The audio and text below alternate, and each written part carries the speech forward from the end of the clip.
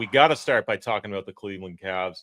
I said in the intro, 12-0, best start in the NBA since the 15-16 Warriors, the point differential elite, the numbers on both ends of the floor, the balanced scoring we're seeing up and down the lineup, the mini leap we're getting again from Evan Mobley in year 4, on and on and on with this team. But John, I'll start with you. How surprised are you by this 12-0 start? They're 9-3 against the spread, I'll add as well. But is this a surprise to you, or are the Cavs one of the elites in the NBA?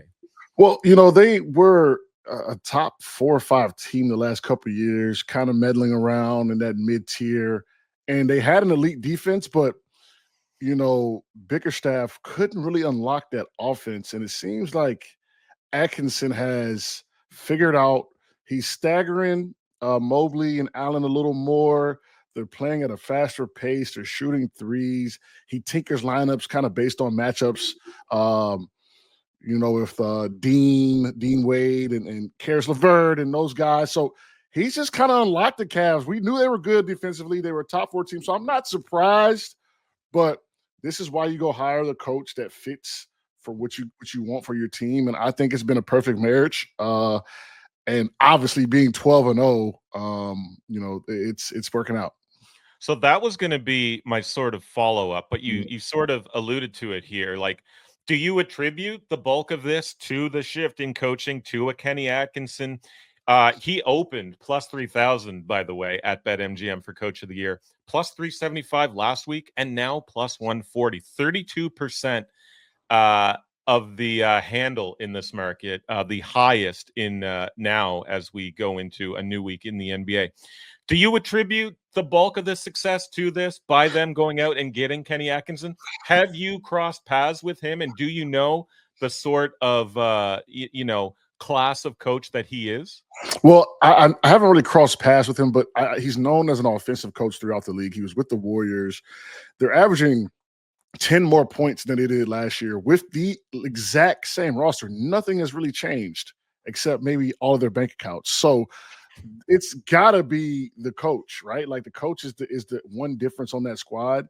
And I'm sure the Cavs are jumping for joy, whoever made that decision, whether it was Kobe Altman, maybe the owner, Dan Gilbert, or, the brass has got to be, feeling good about themselves. This hire looks like a perfect match.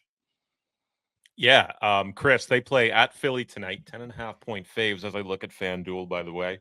Looks too easy. Bulls on Friday, Charlotte on Sunday. Then they've got a real mouth-watering date on Tuesday with the Celtics. So my question to you, will the Cavs be 15-0 when they go into that date with the Celtics? No. That's what I'm going to say. They're not going to lose tonight because Philly just announced that Joel Embiid and Paul George are going to be out. They're managing their knees. They're managing their health. We can do a whole show about the downfall of the Sixers. Mouth-watering stuff for a Toronto Raptors fan. But I think the longer the streak goes, and for someone who obviously has never played professional basketball, I think it becomes more so about the streak and less about the X's and O's and just establishing winning mentalities. This is a terrific start. Don't get me wrong. They're setting the bar awfully high for themselves. But in the NBA, trap games do exist. So you shouldn't be overlooking the Chicago Bulls and the Charlotte Hornets. I looked at their schedule last season. Charlotte actually took 2 of 3 games against the Cavaliers. So obviously Cleveland's going to be circling that matchup with Boston. That's a potential Eastern Conference Finals preview. But I'm looking at one of those 2 games, Chicago and Charlotte, maybe just humble the Cavaliers a little bit. And then if they come back and beat Boston on Tuesday, it doesn't necessarily matter because that's all anyone's going to be talking about. Again, a tremendous start to the season. Kenny Atkinson's done magical things with this team, a team that didn't make any wholesale changes over the summer. The only lingering issue was whether or not Donovan Mitchell was going to stick around. He is, and now it's paying dividends. This is the best team in basketball currently. So I got to ask this, and John, I'll start with you. Is there still good value with Cleveland? Now plus 800 in Eastern Conference futures odds. They are still behind the Knicks, who are plus 360. Should we be buying the Cavs now before that value sort of evaporates?